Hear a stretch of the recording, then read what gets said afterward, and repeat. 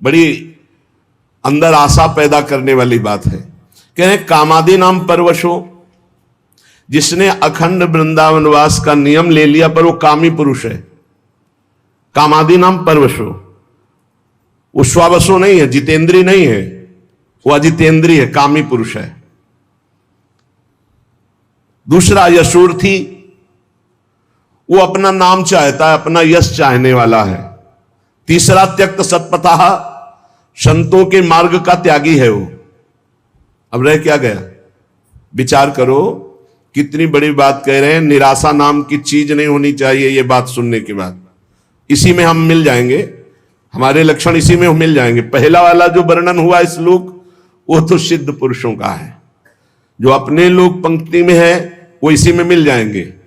कामादि नाम परवशो, इंद्रियों का गुलाम, मन का गुलाम, काम का गुलाम। परवशो, काम के अधीन, इंद्रियों के अधीन, मन के अधीन। यशोर्थी, यश चाहने वाला, मेरा नाम हो जाए, मेरी कीर्ति हो जाए। और त्यक्त सत्पथा, सत मार्ग का त्याग करने वाला, संतों के द्वारा बताए हुए मार्ग में ना चलने वाला। कह रहे कि ययादति तत्कृपा, यदि वृंदावन की कृपा हो गई और उसने निश्चय कर लिया कि मैं आजीवन वृंदावन वास करूंगा, तो कह रहे कथम वृंदावन सिद्धिम न, उसे कौन सी सिद्धि नहीं प्राप्त हो जाएगी? सब कुछ प्राप्त हो जाएगा। भाई ये बात पकड़ लो। ये थोड़ा बहुत कठिन बात है। क्या? आजीवन वृंदावन वास करना। ऐसी ऐसी परिस्थितियां लुभावनी आती है कि आप चलो बस, ऐसी ऐसी भयावनी परिस्थितियां आती, आपको अब तो चलना ही पड़ेगा। वृंदावन का नियम ऐसा कट्टर ले लो कि प्राण निकल जाए सो स्वीकार, लेकिन हम शरीर जीवित वृंदावन से ब्रज के बाहर नहीं जाएंगे। तो चाहे वो कामी पुरुष हो, चाहे यशोर्थी पुरुष हो, सतमार्ग का त्यागी पुरुष हो, तो भी उसे भगवत प्राप्ति हो जाएगी। धाम वास मात्र से वृंदावन प्रभाव सुने अपनो ही गुण देत, जैसे बालक मलिन को मात गोद भर लेत। भगवत प्राप्ति बहुत दुर्लभ दिखाई देती, क्योंकि इंद्रियों को समेट पाना, मन को समेट पाना, रात दिन निरंतर भजन में लगे रहना, जब तक जीवित है कोई गलती ना होने पावे, तब भगवत प्राप्ति। धाम की कितनी महिमा है कि वो कामी पुरुष है, परवश है इंद्रियों के। यही बात ध्रुवदास जी ने भी लिखा है, यद्यपि भक्त अनन्य जो। यही बातें हृदय को बलवान बना देती है। यद्यपि भक्त अनन्य जो, विषय इंद्रियन बस होए, कर्मठ कोटि जितेंद्रियन तेषम लहय न कोय। जो श्यामा श्याम का अनन्य हो गया है, यद्यपि वो अभी विषयी है, जितेंद्री नहीं हुआ, तो भी करोड़ों जितेंद्रियों, करोड़ों कर्मकांडी उसकी समानता नहीं कर सकते, क्योंकि वो श्यामा श्याम का अनुरागी है, श्यामा श्याम का अनन्य है। शरणागति में सुग्रीव जी के प्रति जो भगवान का शरण्य का भाव दिखाया, वो बहुत पुष्ट करता है। सुग्रीव जी से हनुमान जी महाराज, वो देखो जो राजकुमार, सुग्रीव जी तो कांप गए। उनको लगा कि ये बाली के द्वारा भेजे हुए, क्योंकि बाली यहां सापवश आ नहीं सकता, इसलिए वो सुरक्षित थे वहां। हनुमान जी से डर करके कहा कि अब तो प्राणों को कहां हम सुरक्षित रख पाएंगे, क्योंकि जहां भागेंगे वहां बाली पहुंच जाएगा। हम इसी पर्वत पर केवल सुरक्षित थे, ऋषि के साप से वो यहां आता। ये दो दिव्य राजकुमार हमें लगता है उसी के भेजे हुए, तुम जाओ देखो कौन है। हनुमान जी विप्र रूप में गए। सामने अरविंदाक्ष भगवान पर दृष्टि पड़ते ही साष्टांग दंडोत। आप कौन हैं स्वामी? नंगे पैर ऐसे कटीले कंकरीड़े जंगल में भ्रमण कर रहे हैं, आपके इस भ्रमण का हेतु क्या है? कहा मैं दशरथ नंदन राम और ये लखन, पिता की आज्ञा से हमें 14 वर्ष का वनवास मिला हुआ है। पर आप कौन हैं? विप्र देवता। आप ऐसे मृदु वचनों से और आपको देखने से लग रहा है कि आपका हृदय बड़ा महान है, क्योंकि आंखों में अश्रु आपके भरे हुए हैं। आप कौन हैं? तो बोले स्वामी मैं तो मंद बुद्धि भूल सकता हूं, लेकिन आप ऐसे पूछेंगे, मैं तो आपका सेवक हूं। कांधे पे प्रभु को बैठाला, एक उम्र मंद मोह बस कुटिल हृदय अज्ञान, पुण्य प्रभु मोहि बिसारे दीन बंधु भगवान। भगवान को सुग्रीव देखकर समझ गए कि ये अनुकूल है, प्रतिकूल नहीं, क्योंकि प्रतिकूल होते तो हनुमान जी ऐसे नहीं लाते। बहुत आनंदित हुए। हनुमान जी महाराज परिचय सुग्रीव का श्री राम जी को, और राम जी का परिचय सुग्रीव को देते हैं। जब परिचय सुना और समस्या सुनी तो भगवान ने कहा तुम चिंता मत करो, मान लो बाली मारा गया, मान लो, तुम निश्चिंत हो जाओ। और अग्नि को साक्षी करके मित्रता की हनुमान जी महाराज की कृपा से। सुग्रीव ने कहा प्रभु मान तो लेते हैं आपकी कृपा से, लेकिन बहुत बलवान बाली है। देखो ये दुंदुभि राक्षस की हड्डियां हैं, ये ताल के वृक्ष हैं, यदि एक बाण में इनको बेध दो तो मुझे विश्वास हो जाएगा बाली मार। भगवान का अमोघ बाण। अब बड़ी प्रसन्नता हुई। भगवान ने कहा जाओ ललकारो जाकर बाली को। खास बात जहां हमें पकड़नी हो, बात को समझना, आज तक राम जी का भजन नहीं किया सुग्रीव जी ने। हनुमान जी की कृपा से केवल मित्रता हुई। भगवान के वचन पर उसको दोबारा प्रश्न करना पड़ा कि इसको प्रमाणित करो तब मैं मानूं कि बाली को मार दोगे। वो भी भगवान ने प्रमाणित किया। भगवान ने कहा जाओ ललकारो जाके। ललकारा। बाली ने सोचा कि हमारे घूंसे के प्रहार से प्राण बचाकर भागने वाला किष्किंधा के द्वार पर ललकार रहा है। अपनी पत्नी तारा से कहा ऐसा कौन सा बल इसमें आ गया। बोले प्रभु मैंने सुना है कि सर्वलोक महेश्वर भगवान श्री राम से मिल गए हैं, अब आप इनसे वैर मत कीजिए।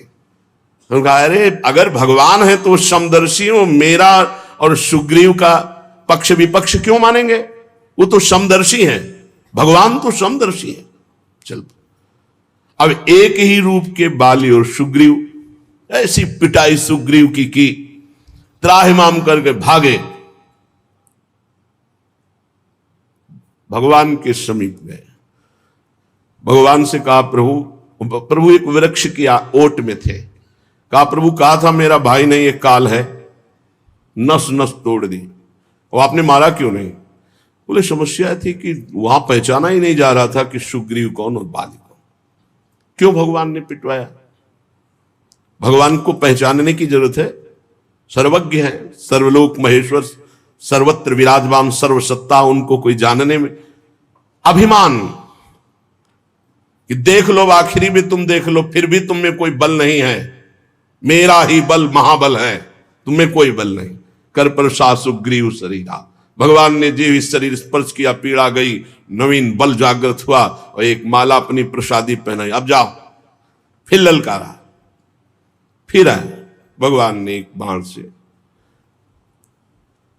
बाली का जो प्रश्न था प्रभु मैं बैरी सुग्रीव प्यारा, ये कारण कौन नाथ मुझे मारा। नाथ आप तो मेरे भी स्वामी हैं, मैंने आपका कब वैर किया, कब अहित किया, और इसने कब आपका भजन किया, कब आपका हित किया। आपने उसका पक्ष लेकर मुझे मार दिया। श्री भगवान ने कहा शरणागत का बैरी मेरा बैरी, शरणागत का मित्र मेरा मित्र। तू मेरे शरणागत को जानता है कि मेरी शरण में हो गया, फिर भी वैर करता है। अंत तो गत्वा अंत्येष्टि क्रिया करा के सुग्रीव को किष्किंधा नरेश पद पे 4 महीने प्रवर्षण पर्वत पर सरकार विराजमान ने एक बार भी दंडवत करने नहीं। ये हमारी बात है, ये हमारी बात है। फिर भगवान लक्ष्मण जी को भेजा और सावधान करके फिर भगवान से जुड़ जाना। हमसे हो सकती भूल, हमसे कमी हो सकती है, हम अजितेंद्री हो सकते हैं, हम कामी हो सकते हैं, हमसे अपराध बन सकता है, लेकिन रहत न प्रभु चित चूक किए कि करत सुरत 100 बार ही एक। इसको मैंने स्वीकार किया है, ये मेरी शरण में है। वो केवल अपने स्वार्थ की वह शरण, तो भी भगवान उसे अपना शरणागत मानते। ऐसा स्वभाव उमा राम स्वभाव जय जाना, ताई भजन तज भावनाना। प्रभु का समर्थ नाम, समर्थ धाम, समर्थ लीला, समर्थ रूप ध्यान, किसी एक में हमारी आसक्ति हो जाए। श्रीपाद कह रहे हैं कि यदि वो कामी पुरुष है, पराधीन इंद्रियों के मन के है, वो यश चाहता है, वो सतपथ त्यागी है, लेकिन उसने श्रीधाम वृंदावन के वास का अनन्य अखंड नियम ले लिया, अब उसको कौन सी सिद्धि नहीं प्राप्त हो जाएगी, सब कुछ प्राप्त हो जाएगा। ध्रुवदास जी कहते हैं वह जितेंद्रिय है, विषयी है, लेकिन श्यामा श्याम का अनन्य हो गया है, तो करोड़ों जितेंद्रियों कर्मकांडी उसकी समानता नहीं कर सकते। विशुद्ध सत्व परमे श्रीमद वृंदावन त्वयि कृतानंतापराधस्य त्वमेव शरणं मम, त्वमेव शरणं मम। हे प्रिया प्रीतम, मैं तुम्हारा हूं, बस। तवास्मीति, तवास्मीति वदंतमपि, मैं आपका हूं। श्यामा श्याम, मैं कैसा हूं ये आप जानते हैं। मैं कोई अपनी पात्रता, गुण, तपस्या, साधना के कारण दावा पेश नहीं कर रहा कि आप हमारे हो, नहीं। तवास्मीति, मैं आपका हूं। आपके तो हजारों लाखों करोड़ों अरबों भक्त हैं, पर नाथ मेरे लिए आप ही हो, मेरे आप ही साधन हो और आप ही साध्य हो। तवास्मीति वदंतमपि मामृषा, और खास बात ये भी मैं झूठ बोल रहा हूं, क्योंकि तवास्मीति मैंने बहुतों से बोला है, मैं आपका हूं, मैं आपका हूं, मैं आपका हूं, बहुत से बोल चुका हूं, ये भी सत्य नहीं है। बहुत सुंदर बात, देखो कैसी प्रभु की महिमा है। अगर वो स्वीकार ना करे तो हम झूठों का काम ही नरक में पूरा हो। विशुद्ध सत्व परमे वृंदावन त्वयि, ये विशुद्ध सत्व में वृंदावन है, अनंत अपार महिमा है, लेकिन इसमें जो करुणा समुद्र विराजमान लाडली लाल है, एक बार कोई हृदय से कह दे, झूठा ही सही, तवास्मीति, मैं आपका हूं, बहुत बड़ी बात, बहुत बड़ी बात, हृदय से। तवास्मीति वदंतमपि पर मामृषा, सच्ची कहता हूं प्रभु, ये बात पूरे संपूर्ण हृदय से मैं नहीं कह रहा हूं, कहीं ना कहीं कोई विषय राग, कोई व्यक्ति राग, कोई और होगा, झूठा भी हो सकता है, पर मैं ये कह रहा हूं कि आपके सिवा मेरा कोई नहीं। तो महापतित मप्यात्म कारुण्याद आत्मसात, ओहो, महाकरुणा में श्री प्रिया प्रीतम उसे आत्मसात कर लेते हैं, अपने में मिला लेते हैं, अपना रूप दे देते हैं। किशोरी मात्मानम, अपना रूप सहचरी वपु। श्री लाल प्रिया की इच्छा ही सहचरी है, लाल प्रिया का मन ही सहचरी है, लाल प्रिया की संधनी शक्ति ही सहचरी है। ऐसे एक बार जो हृदय से बोल दे मैं आपका हूं, तो ये कभी छोड़ते नहीं हैं। और महापतित तो हो, नीच हो, तो कह रहे हैं करुणया दात्मसात, करुणा करके उसे अपना स्वरूप प्रदान कर देते हैं। ऐसा हमारे प्यारे जू का स्वभाव, ऐसा महामहिम करुणा में वृंदावन। अब हमको चूकना नहीं चाहिए, बहुत बढ़िया अवसर मिल गया है। शरीर के ढांचे का कुछ पता नहीं है कि ये कब कैसे गिर कर नष्ट हो जाए, कब कौन सा रूप ले ले मृत्यु और हमारे शरीर को नष्ट कर दे। हम बड़ी कामना से बड़े सुंदर सुंदर मनोरथ करते हैं, मकान बनाते हैं, रुपया पैसा जमा करते, खूब खाएंगे, मौज से रहेंगे, और पता नहीं उसमें प्रवेश हो कि ना हो, पता नहीं उसमें कितने दिन रह पाए, क्योंकि इस ढांचे का कोई भरोसा नहीं है, ये कभी भी गिर सकता है। प्रतिक्षण मृत्यु कहीं और दूर नहीं, आपके सिर पर सवार है, ये दिमाग में बैठा लिए। मृत्यु को कहीं दूर से सवारी से नहीं आना, वो आपके सिर पर सवार है। सर्वतो भावेन तैयार रहो मृत्यु के लिए, सर्वतो भावेन तैयार रहो मृत्यु के लिए। तैयारी क्या है? नाम जप, हर समय नाम जप। आप तैयार हैं। जो पहले से तैयार न थे, पछता पछता कर चले गए, हम तुम सबको जाना है, जाने की तैयारी कर लो। रहे न रावण समभिमानी, हिरणा कश्यप संवरदानी, हम तुम सबको जाना है, जाने की तैयारी कर लो। जो पहले से तैयार न थे, पछता पछता कर चले गए। प्रतिक्षण मृत्यु सर पर सवार है, सर्वतो भावेन, मृत्यु के लिए तैयार हो जाओ। मृत्यु जीवन का अंत करेगी ही तुम्हारे, जीव का नहीं, जीव का नहीं, जीवन का। इससे जितना भजन कर लोगे तो तुम अपने स्वरूप का रहस्य जान जाओगे। मृत्यु शरीर को नष्ट करती, तुम्हें नहीं। यदि ये ज्ञान प्रबल जागृत हो गया तो मृत्यु की मृत्यु हो गई, निर्भय हो जाओगे। यदि ये बात ना हो तो प्रभु की शरण में हो जाओ तो निर्भय कर देंगे। एक ऐसी भूमा स्थिति जागृत हो जाएगी जहां मृत्यु का कोई भय नहीं है। अतएव सब तरह से सदा सर्वदा सावधान रहो। जीवन की एक एक श्वास मृत्यु निकाल रही तुम्हारे पास। जैसे 1,00,000 श्वास है, अब गई तो माइनस होती चली जा रही। 1 साल की श्वासें निकल गई, लोग आनंदित होते हैं, हैप्पी बर्थडे, जन्मदिन में प्रसन्नता प्रकट करते हैं। नहीं, जिसकी रकम कम होती वो शोकित होता जाता है। माल बहुत ऊंचा खरीदना है और रकम वैसे ही कम थी और वो भी खर्चा होती चली जा रही।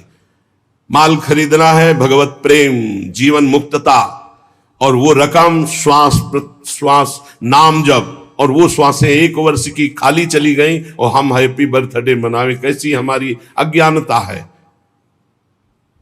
मृत्युकालीन जिसका नाम चलता होता है तो इस शुभ चिंतन के प्रभाव से वर्तमान में नाम चलता होता है, उसकी मृत्यु शुभ हो जाती है, बड़ा मंगलदायी मृत्यु होती है। भगवान का नाम जपते जपते शरीर छोड़ दे, ये सबसे बड़ी बात। या तो ब्राह्मी स्थिति ब्रह्माकार वृत्ति, और या भगवान का नाम जप करते हुए, 2 में ही भगवत प्राप्ति। इससे मृत्यु को सदा पहचानो कि मेरे सिर पर सवार कभी भी हो सकती, घटना प्रतिघटना, कभी कुछ भी हो सकता है। शरीर पता नहीं रहे कि ना रहे, इसलिए राधा राधा राधा राधा। भगवत स्मृति प्रतिपल यदि है तो घबराहट नहीं होगी, भय नहीं होगा, बड़े आराम से शरीर छूटेगा। शरीर तो छूटना ही है और बड़े आराम की व्यवस्था में पहुंच जाओगे जहां श्यामा श्याम परमानंद बरस रहा है। इस क्षणभंगुर शरीर में भजन ही सार्थक है। जितना भजन कर लोगे उतना ही सार्थक जीवन जाएगा। पर कामनाओं के कारण भजन नहीं हो पाता। जिसने समय रूपी संपत्ति पर महत्ता दे दी वो महान बन गया। ये कामनाएं हमारे समय को भगवान से विमुख करके नष्ट कर रही है। अरे भाई, कल्प 2 कल्प वाला शरीर तो है नहीं। 100 वर्ष, और आजकल का जो खान पान और रहनी है, आजकल के जो आचरण है, वो अकाले मृत्यु में पहुंचा देते हैं। 70-80 तक तो पहुंचना मुश्किल हो रहा है। अब इतने रोग चल गए हैं, नौजवान हैं, high blood pressure, low blood pressure, 500 sugar, ये वो, मतलब मृत्यु बिल्कुल पूरी व्यवस्था की है। ये कामनाएं हमको भगवान से विमुख किए हुए हैं। ये कामनाएं हैं तो बड़ी तुच्छ, पर हमको बड़ी महान समझ में आ रही हैं, बड़ी उत्तम समझ में आ रही। अगर उत्तम और महान न समझ में आती तो कामना छोड़कर भजन करते। कर्तव्य का पालन करो, कामना की जरूरत नहीं। कर्तव्य पालन करते हुए फल में समान भाव रखो। सुख दुख समय कृत्वा लाभा लाभो जया जय हो। जय हो या पराजय, लाभ हो या हानि, सुख हो या दुख, अपने कर्तव्य कर्मण्येवाधिकारस्ते मा फलेषु कदाचन। फल की इच्छा, फल में ही कामना, फल में ही दुर्गति, फल में ही बंध जाना, फल में ही भजन विमुख हो जाना है। भक्ति की कमी, कामना की वृद्धि, यही हमें भजन से विमुख किए हुए है। हम प्रभु को छोड़ करके अगर हमारी कामना भी हो तो किसी और की तरफ ना हो। जग जाची को न जाची जो जिय जाची जान की जान ही रे। आहा, जग जाची को न जाची जो जिय जाची जान की जान ही रे। जेहि जाचत जाचकता जरि जाई जो जारति जोर जहान ही रे। गोस्वामी तुलसीदास जी ने कह रहे हैं ये पद केवल सुनने गाने का नहीं, इसे जीवन में उतारने का।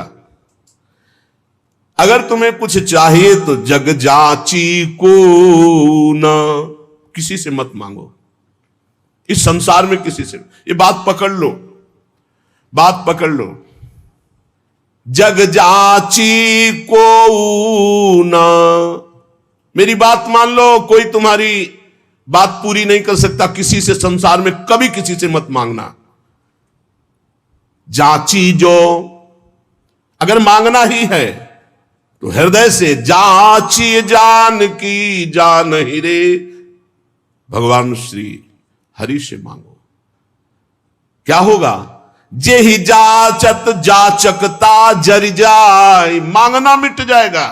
जे ही जाचत जाचकता जरि जाई जो जारत जोर जहा नहीं रे। मांगो तो केवल प्रभु से मांगो, जिससे मंगतापन मिट जाएगा। वो ऐसे दाता है, दे देंगे ना, जन्म जन्म की मांग पूरी हो जाएगी। जिसके जानने के बाद कुछ जानना बाकी नहीं रहता, जिसके पाने के बाद कुछ पाना बाकी नहीं रहता। इसलिए किसी से मत मांगो, किसी से मत कामना करो, केवल प्रभु से करो, इंतजार करो। उनकी बाट जो हो किसी और की तरफ मत देख लेना। जो सकाम भाव रखते हैं, मांगते हैं, तो केवल प्रभु से मांगो, अन्य से नहीं। ये तुम नियम ले लो कि हमारा आराध्य देव ही हमारी पूर्ति करेगा, हम दूसरे से कभी नहीं। श्यामा श्याम ही बहुत महान है, हम कैसे तुम्हें क्या क्या बतावें तुम्हें। उनकी कृपा, केवल उनकी कृपा, केवल उनकी कृपा का आश्रय। कभी अन्य का आश्रय ले लेंगे तो आपकी भक्ति बाधित हो जाएगी, आपका जीवन समस्या में पड़ जाएगा और आपको परेशानी ही परेशानी हो जाएगी। केवल प्रभु का आश्रय। सकामता है, माना भी आप निष्काम नहीं हुए तो प्रभु पर निर्भर हो जाओ, वही पूर्ण करेंगे। वो कामना भी पूर्ण कर देंगे और आपका कल्याण भी कर देंगे। ऐसा स्वभाव है हमारे स्वामी का।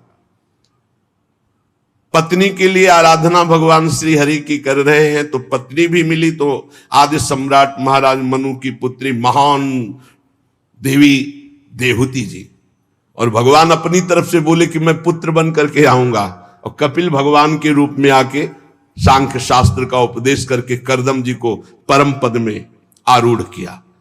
अगर भगवान से मांगा जाए तो विषय भी दे देते और साथ में अपने आप को भी दे देते कि अब तुम हमसे मांगे हो तो अब ऐसी तुम्हारे अंदर ज्ञान वृत्ति जागृत करेंगे कि अब तुम्हारा मांगना मिट जाए, जाचकता जरि जाए।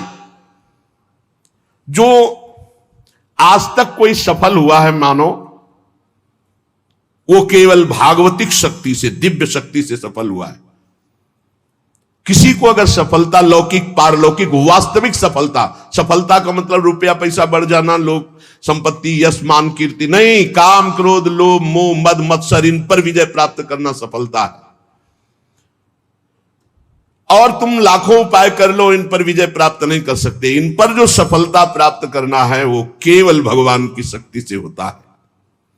भगवान के एक संकल्प मात्र से अनंत ब्रह्मांड प्रकट हो गए। वो भगवान तुम्हारे लिए क्या नहीं कर सकते। तुम अन्य आश्रय, अन्य कामना ना करो, केवल भगवान का आश्रय लेकर भगवान से भगवान की कामना करो, निहाल हो जाओगे। अगर द्रौपदी जी अन्य आश्रय न लेकर के पहले ही भगवान को आर्तभाव से पुकार देती तो समस्या इतनी नहीं बढ़ पाती। समस्या आई तो बहुत जगह मन फैला द्रौपदी जी का। पति हैं, भीष्म जी आदि हैं, हम बड़े बड़े बुजुर्ग जन हैं, भला ऐसा कैसे होने देंगे। और जब कोई नहीं रोका तो अपनी भुजा, अपना दांत का बल, यही सब बातें हमें भगवान से दूरी बनाए हुए हैं, समय की दूरी बनाए हुए। और जहां उन्होंने सब आश्रय छोड़ा और एकमात्र भगवान को पुकारा तो भगवान वस्त्रावतार हो गया। ये केवल कथा सुनाने और पढ़ने की विषय, सुनने का पढ़ने का विषय नहीं, ये जीवन में उतारने का है कि चाहे विपत्ति हो, चाहे कामना हो, कैसी भी परिस्थिति, सीधा श्री भगवान से आर्त भाव से अन्य आश्रय छोड़कर पुकारे तो हमारे जीवन का बहुत बहुत आनंदमय परिवर्तन हो जाएगा।